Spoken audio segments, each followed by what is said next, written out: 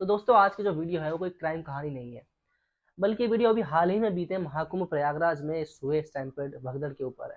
हालांकि मैं उसके ऊपर कोई वीडियो नहीं बनाने वाला था, मैंने ये डिसाइड किया था, लेकिन मुझे बनाना पड़ रहा है क्योंकि मैं देख रहा हूँ कैसे कैसे इसके बारे में उल्टी सीधी खबरें फैलाई जा रही हैं, कैसे बातें छुपाई जा रही हैं।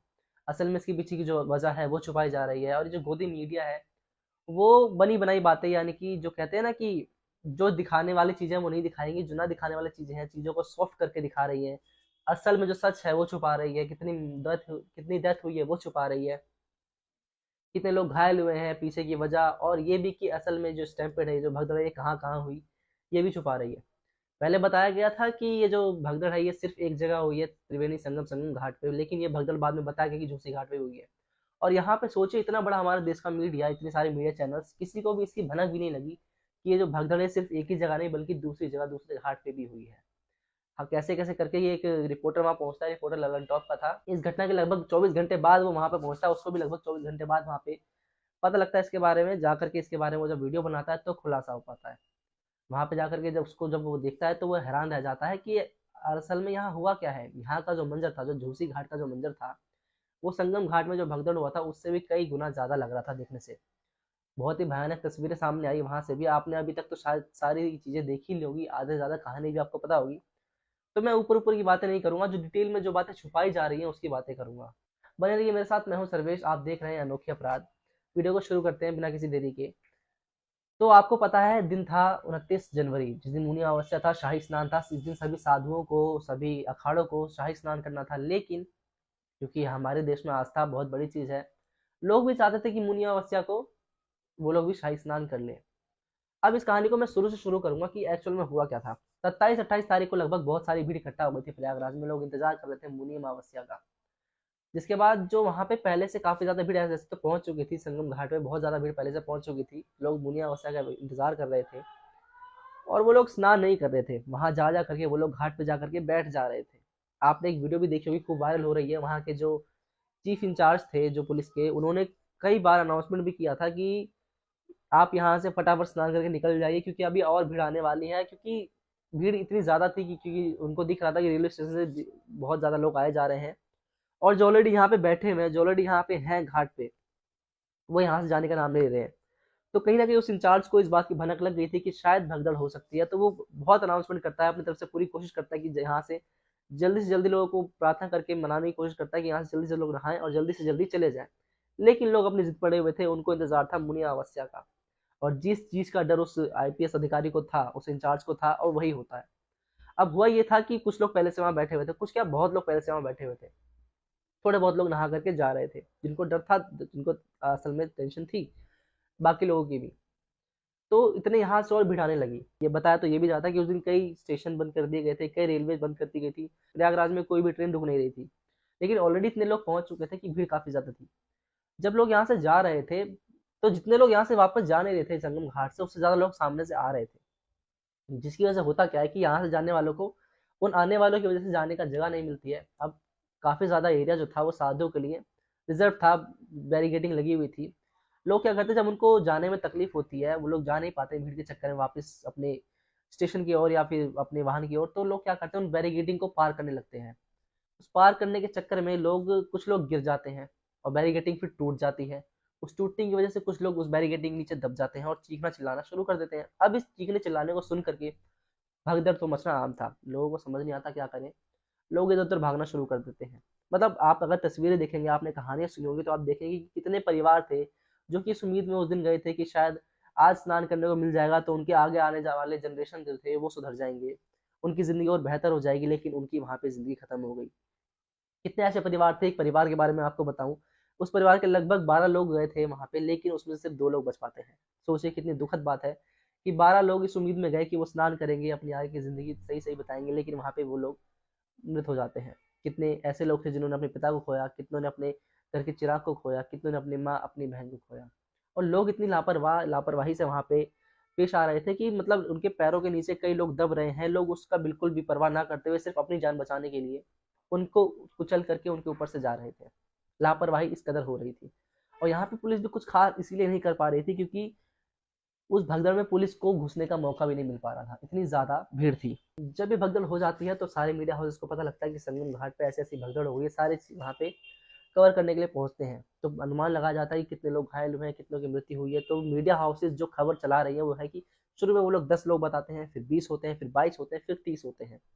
उनके हिसाब से लगभग 30 लोग की मृत्यु हुई थी और लगभग 90 लोग घायल हुए थे। लेकिन असल में जब वहाँ पे एक रिपोर्टर पहुँचती है, मेघा नाम की, वो जाकर के उस हॉस्पिटल में जहाँ पे सारे के सारे मृत लोगों को, सारे के सारे घायल लोगों का इलाज जहाँ पे चल रहा था, वहाँ जाकर के रिपोर्टिंग करने की, उस आंकड़े को दरअसल सही से चेक करने के लिए जब वहाँ जाती है, तो उनको रोक लिया जाता है, उनको जाने की कोशिश नहीं, उनको जाने के लिए मना कर दिया जाता है। वो तमाम कोशिशें करती हैं कि किसी तरीके से उस हॉस्पिटल में चले जाएँ, जा करके देख लें कि एक्चुअल में क्या तस्वीर है, क्या मंज़र है, कितने लोग हैं, लेकिन उनको रोक लिया जाता है प्रशासन के द्वारा।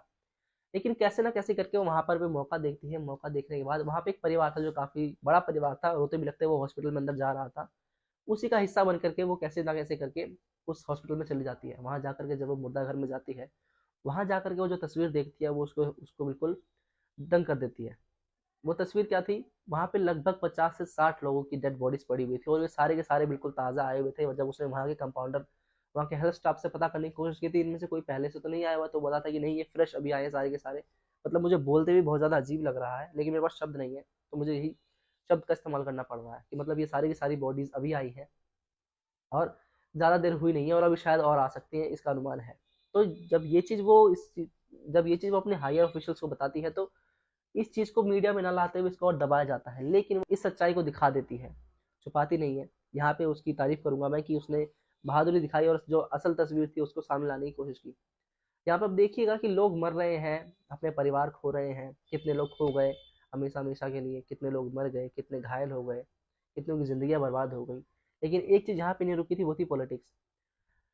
ये स्टैम्पर्ड होने के लगभग कुछ ही घंटे बीते थे और एक ट्वीट आता है अखिलेश यादव का, जिसमें वो अपना इंटरव्यू दिखाते हैं। उस इंटरव्यू में वो दिखाते हैं कि कैसे वो एक 12 साल पहले, लगभग जब 13 साल पहले, हाँ 12 साल पहले, एक इंटरव्यू उनसे हुआ था जब कुंभ में उनकी सरकार थी, प्रयागराज में उनकी सरकार थी, जब उनकी सरकार थी यूपी में।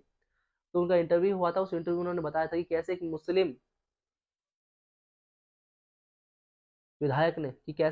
विधायक ने वहाँ पे ज़्यादा अच्छे से सारी चीज़ें की थी, इस तरीके की कोई भी स्टैम्पर्ड नहीं हुई थी। यानी कि आप देखिए कि इतनी बड़ी हादसा हो गया, इतने लोगों की जान चली गई, लेकिन लोग यहाँ पे पॉलिटिक्स नहीं छोड़ रहे हैं। लोग यहाँ भी हिंदू मुसलमान का एंगल ढूंढ रहे हैं, इतने नीच लोग हैं। और ये बात वहाँ पे छुपाई जा रही है कि लगभग 12 साल पहले जब 2013 में महाकुंभ हुआ था, तो भी एक हादसा हुआ था। वो हादसा क्या था कि प्लेटफॉर्म पे ट्रेन आने वाली थी, मान लीजिए 7 नंबर प्लेटफॉर्म पे, तो अचानक से वो आ जाती है 12 नंबर पे।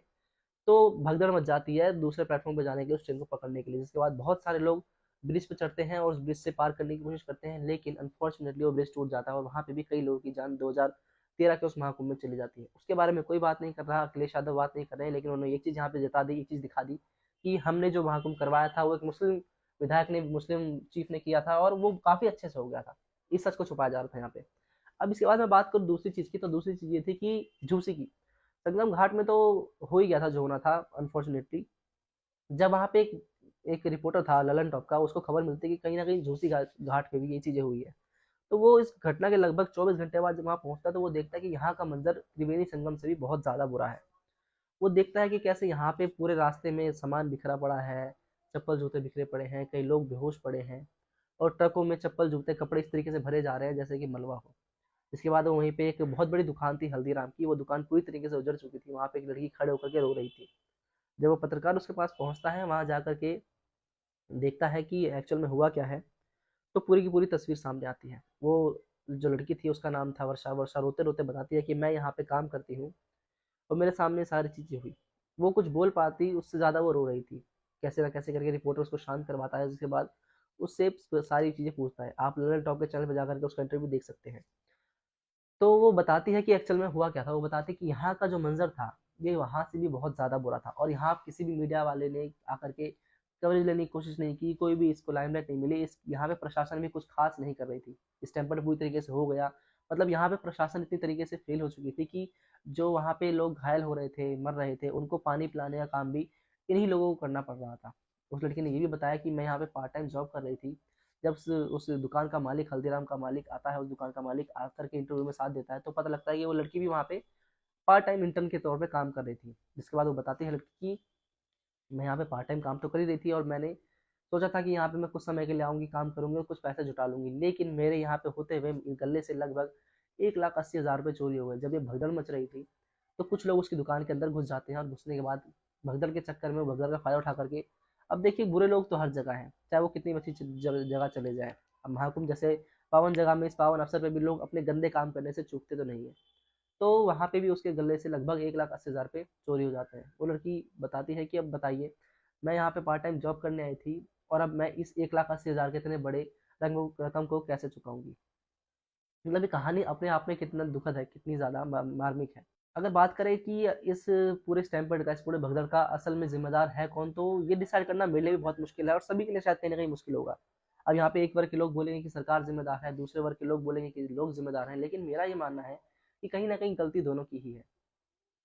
पुलिस अगर प्यार से लोग नहीं मान रहे तो थोड़ी सी सख्ती दिखा सकती थी, इंतजामात और अच्छे कर सकती थी। बताया जाता है कि जो वहाँ पे 18 पुल बनाए गए थे, टेम्पररी पुल, उस घाट से दूसरे घाट पे जाने के लिए, वो पुल भी उस दिन बंद कर दिए गए थे, जिसकी वजह से एक ही घाट पे काफ़ी ज़्यादा भीड़ हो गई थी। वो पुल भी किस लिए बंद करे गए थे?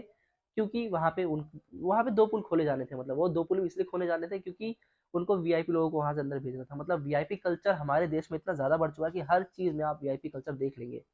हर चीज़ में, चाहे वो कोई भी बड़े से बड़ा मंदिर में आप गिनवा दीजिए, ऐसा कोई मंदिर नहीं है जहाँ पे वीआईपी कल्चर ना होता हो। अब मैं हूँ तो हिंदू, लेकिन मैं यहाँ पे तारीफ करूँगा मुसलमानों की, जिनके मस्जिद में जाने के लिए कोई भी वीआईपी कल्चर नहीं चलता, वहाँ सबको लाइन से लगना पड़ता है।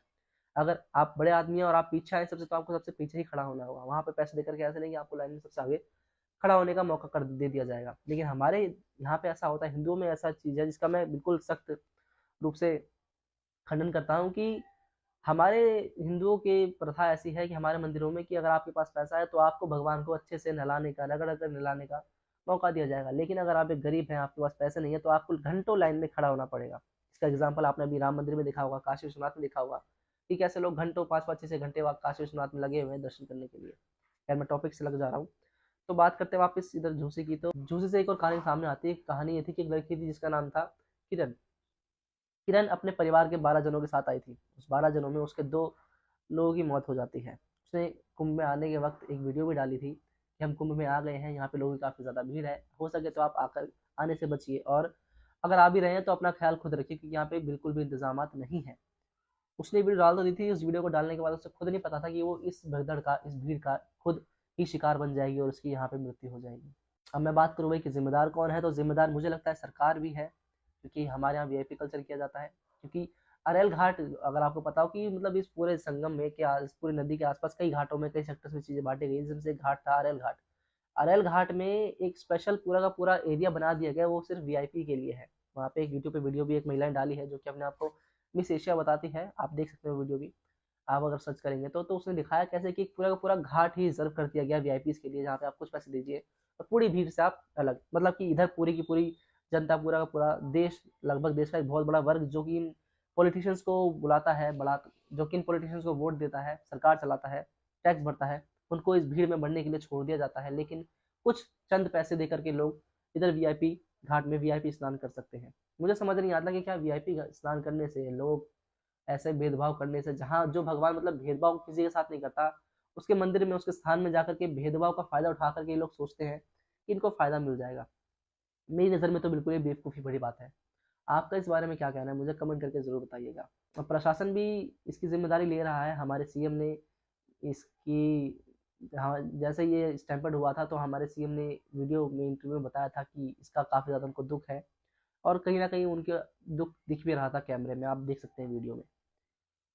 खैर, अब जो हुआ सो हुआ। आगे से हमें सबको ये सीख मिल गई है कि कहीं ना कहीं, मेरा मानना है, आगे से हमें सीख मिल गई कि थोड़ा सावधान रहेंगे, सतर्क रहेंगे। और अगर दिख रहा है कि पहले से काफ़ी ज़्यादा भीड़ है तो बाकी दिन भी है। आपको मैं एक बार और बता दूं वीडियो खत्म करने से पहले कि यहाँ पे आज के दिन, मौनी अमावस्या के दिन, स्नान करना था अखाड़े जो साधु संत थे उनको। लेकिन जब उन्होंने देखा कि इस तरीके का भगदड़ मच गया है तो उन्होंने खुद ही स्नान करने से मना कर दिया। उन्होंने कहा कि नहीं, बहुत ही दुखद घटना हुई है और हम स्नान नहीं करेंगे। अब जनता को स्नान करवाइए, हम अगले दिन या अगले समय यानी कि 2 फरवरी बसंत पंचमी दिन हम शाही स्नान कर लेंगे। यहाँ पर उन्होंने अच्छी जिम्मेदारी दिखाई, अच्छा कदम उठाया। बस मुझे इस वीडियो में यही बताना था जो सच्चाई थी। और ज़्यादा मैं कुछ बोलूँगा नहीं। आपने बहुत सी वीडियो देखी होगी, ये मेरी भी एक छोटी सी कोशिश थी जो सच छुपाया जा रहा है उसको दिखाने की। आपको कैसी लगी वीडियो मुझे बताइएगा ज़रूर। मिलते हैं आपसे अगली कहानी में। हालांकि ये वीडियो उतनी परफेक्ट नहीं हो सकती, मैंने कोई स्क्रिप्ट तैयार नहीं की इसके लिए, जो सच था वो मैंने आपको आकर के सीधे कैमरा खोल करके बता दिया है। मिलता है आपसे अगली कहानी में। नमस्कार।